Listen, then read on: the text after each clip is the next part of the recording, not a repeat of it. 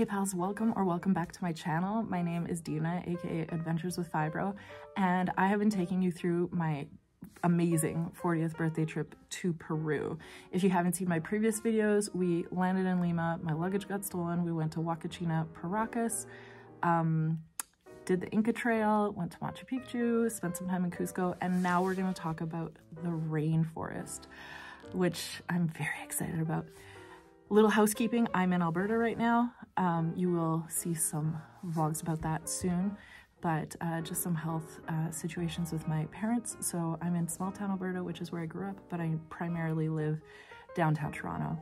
When I'm not visiting home, I am in their beautiful turquoise basement, which turquoise is my mom's favorite color, so hence the basement being this color. If the furnace kicks in, I'm really sorry.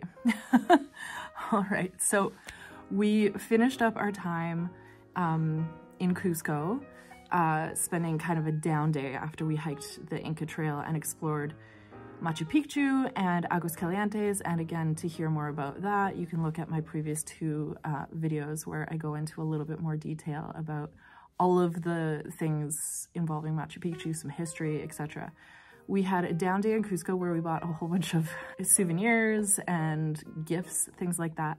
And the next day we had an early flight to Puerto Maldonado. Puerto Maldonado is like known as the gateway to the Peruvian Amazon.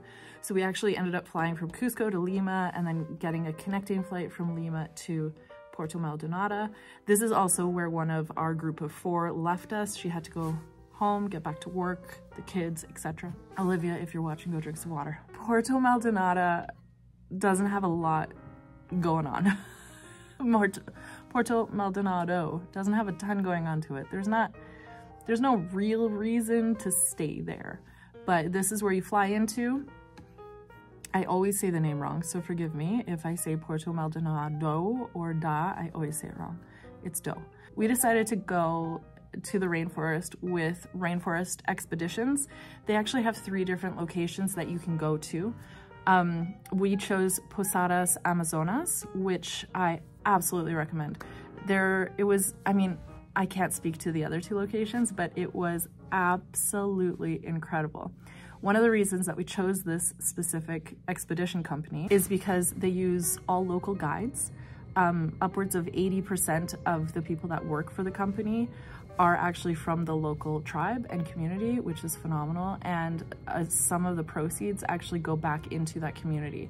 So these eco-lodges are actually in a reserve called the Tambopata National Reserve, and this is actually where this tribe live. Posada Amazonas actually is in this national reserve, and it's actually owned by this native community, and I'm gonna read their name because I don't want to get it wrong, but forgive my pronunciation. It is the Essa Eha of Inferno Native Community in the Tambopata River in Madre de Dios, Peru.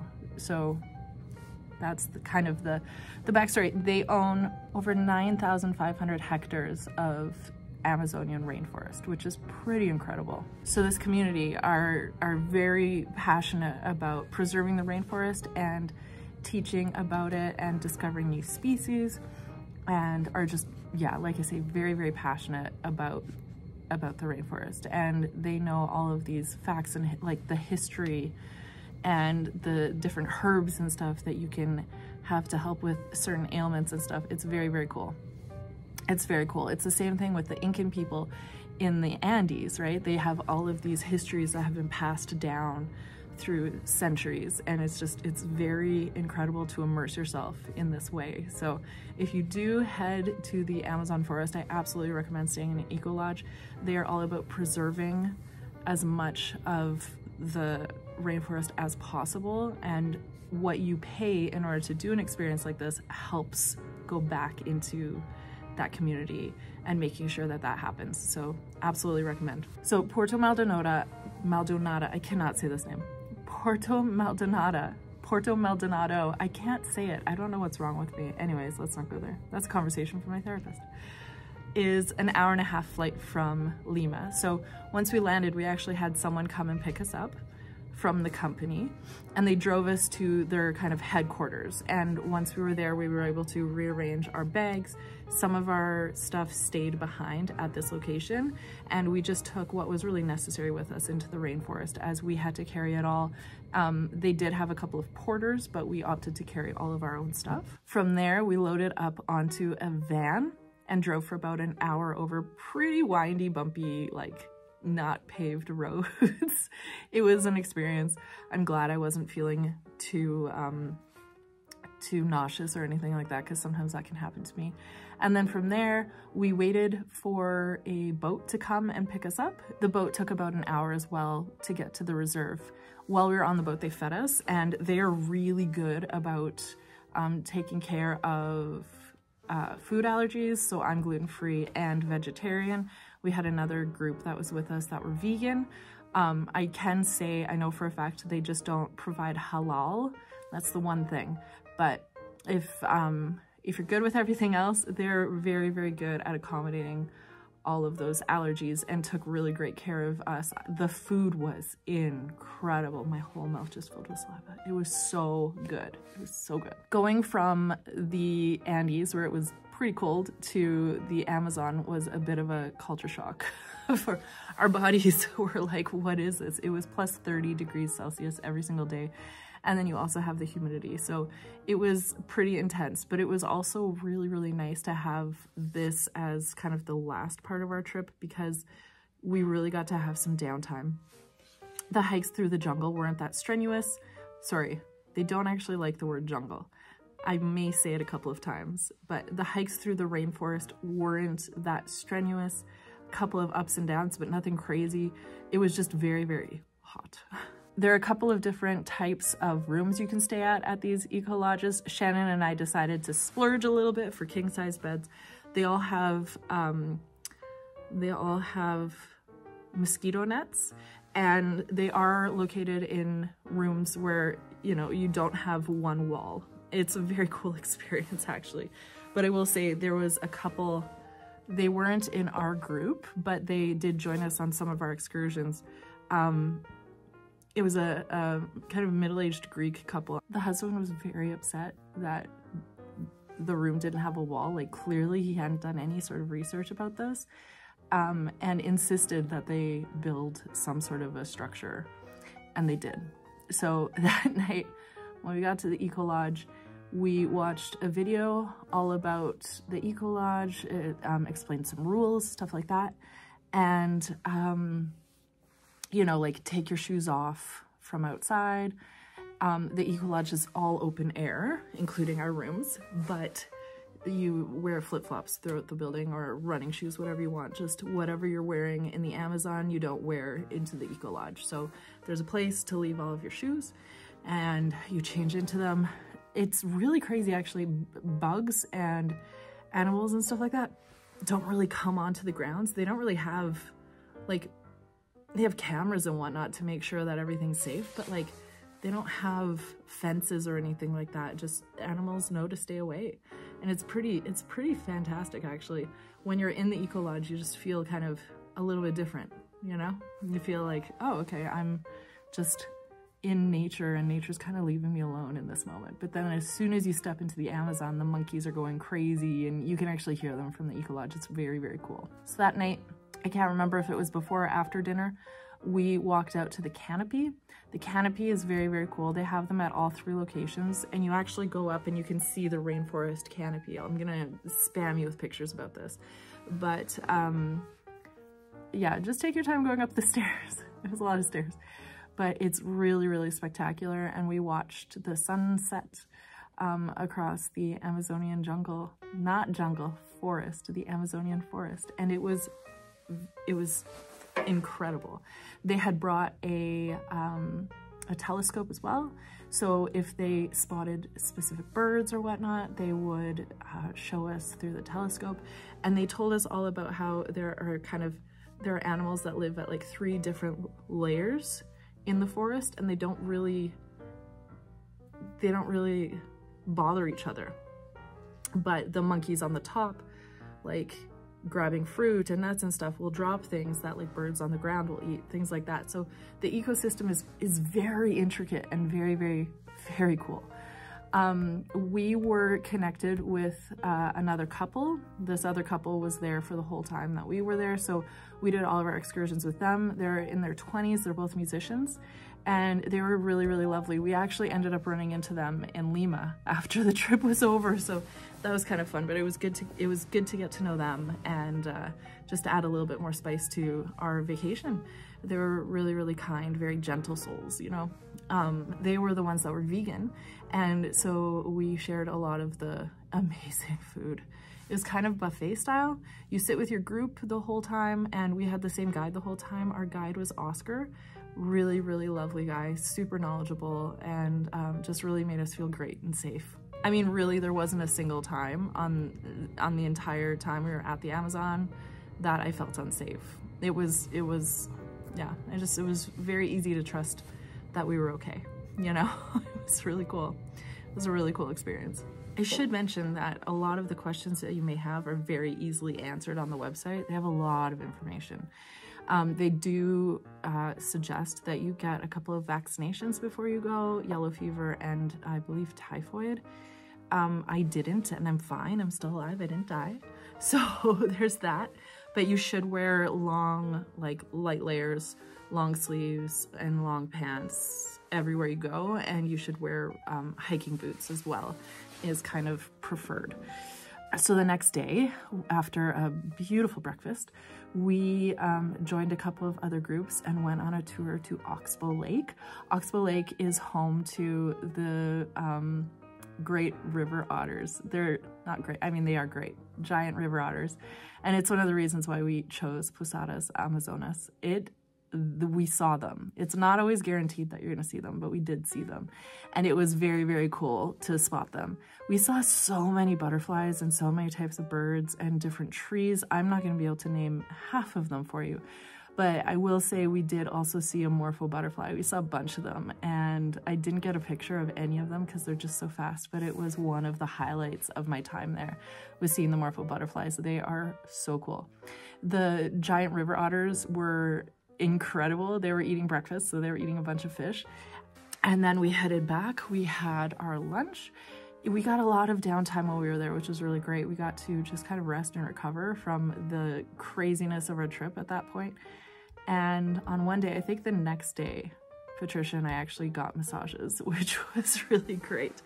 I should mention, everything's included. It is all inclusive, except for alcohol and any sort of like pop or bottled water.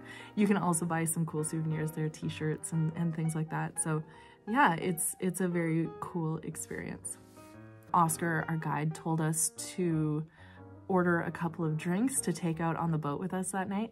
And that night we headed to a sandbar. It was one of my favorite things that we did there. We went with another group as well, and we headed to a sandbar and watched the sunset, and it was absolutely incredible. We had a couple of drinks on the sandbar and just enjoyed our time. It was pretty special. On the way back, Oscar was really trying to see a jaguar for us, but they just were not coming out. Although I will say, on the way to the sandbar, we saw a bunch of wild capybaras, which is a really cool experience. We saw two different families, and then while we were on the sandbar, one of them actually came down the cliff, or just like a little dirt cliff, and saw us and kind of froze for a second and eventually went back away. So it was really cool to see the capybaras. That was one of the things that Shannon really wanted to see. So very thankfully, we got to see all of the things that we wanted to checked off of our list. The only thing we didn't see was the jaguar, but I was okay with that. I was okay with that. We got back to the resort, had a lovely dinner, and then yeah, just had nice quiet evenings in and around the resort, checking it out. It's quite beautiful. And just, you know, showering and getting ready for bed and going to bed quite early. The next day we had an early wake up. We were going to see the clay lick, which is where all of the like, macaws and parrots and parakeets, they all kind of flock to it. So there's a little, I can't think of the name for it, blind. There's a blind that you hike to. So the clay lick was very, very cool. You got to see so many birds, etc. just a really cool experience. And they showed us them through like their telescopes so you could see them up close.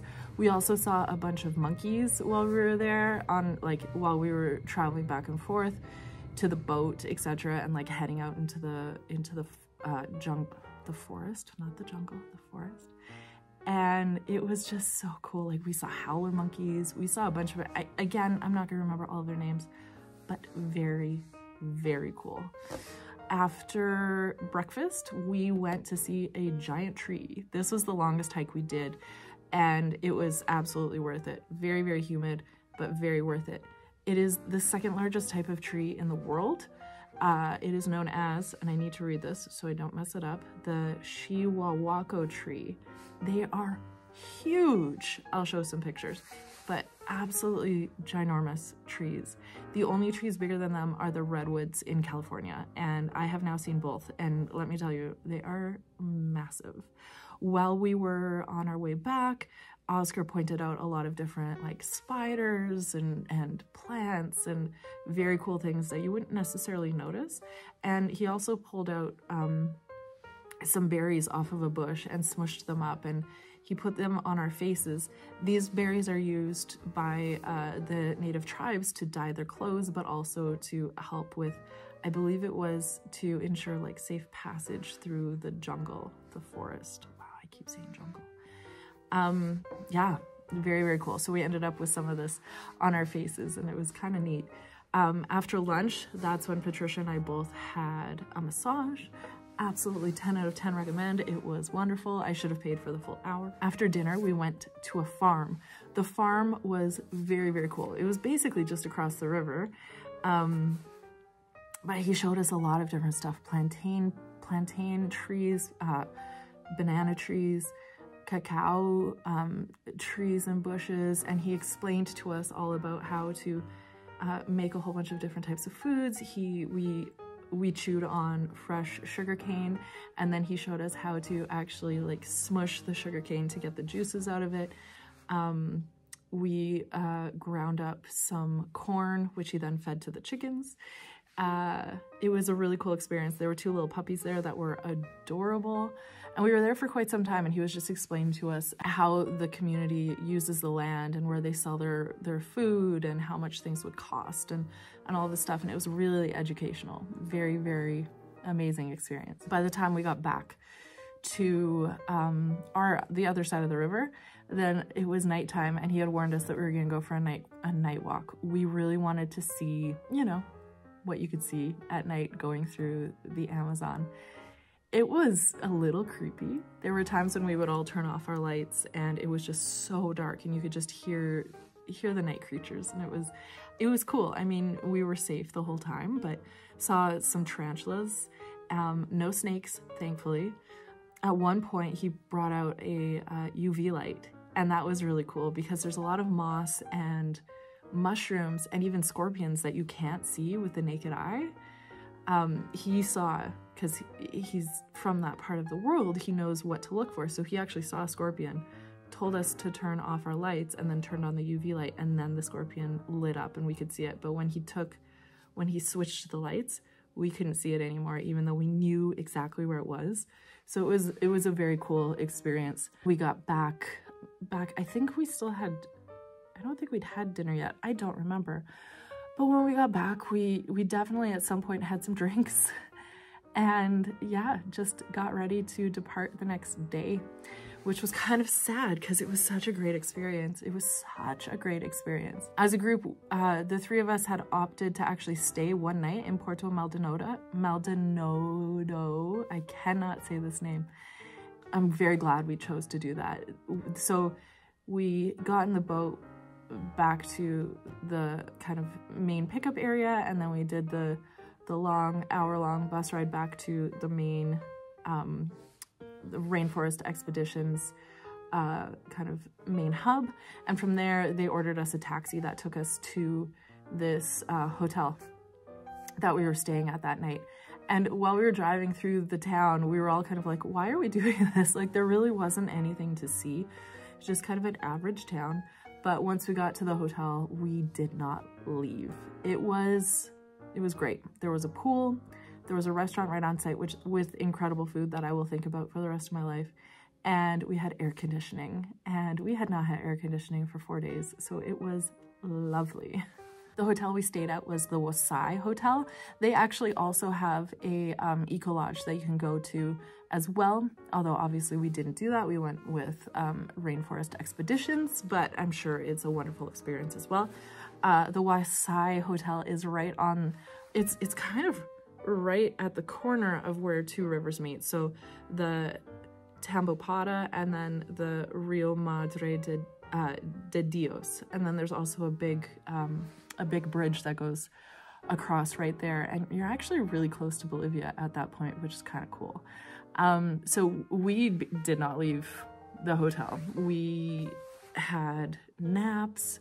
The girls went swimming. I had thrown out my awful swimming suit that I had bought in Aguascalientes because it just did not fit. Again, see previous videos for that little explanation. But so I just like sat by the pool. We had some drinks. We took a lot of naps and we ate a lot of food, and it was wonderful and really just what we needed.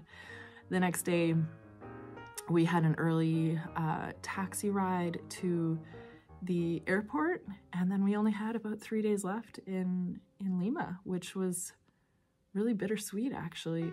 And actually, I keep thinking about the Wasai Hotel. It was really a good experience. Every single leg of this journey was incredible. Besides me losing my luggage, I didn't lose it, it was stolen.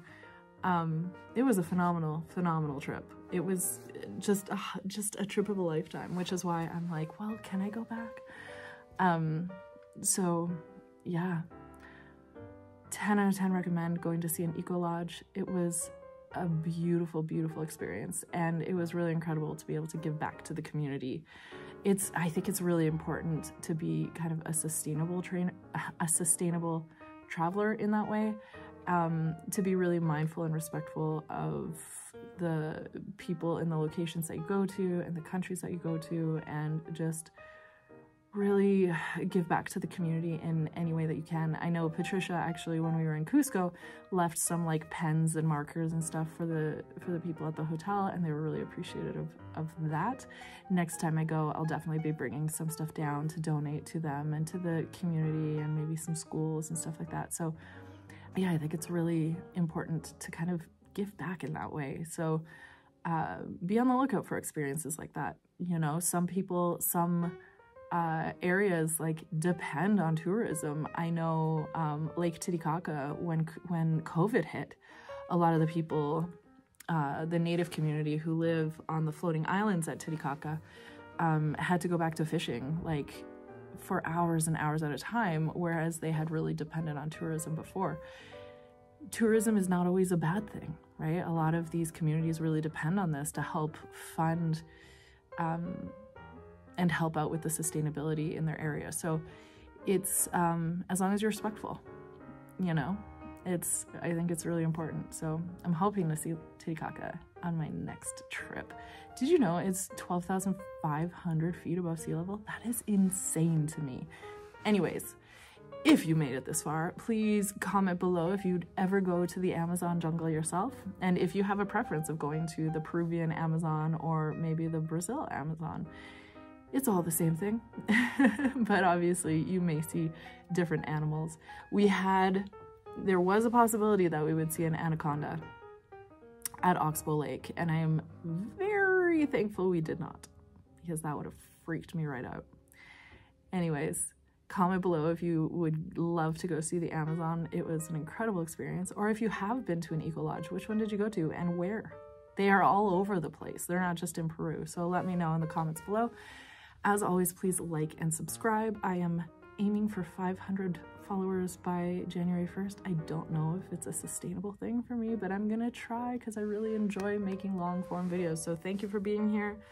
Like and subscribe, share, comment, engage with me. It really does help me out with the algorithm, and I'll see you in the next one. Make it a great day.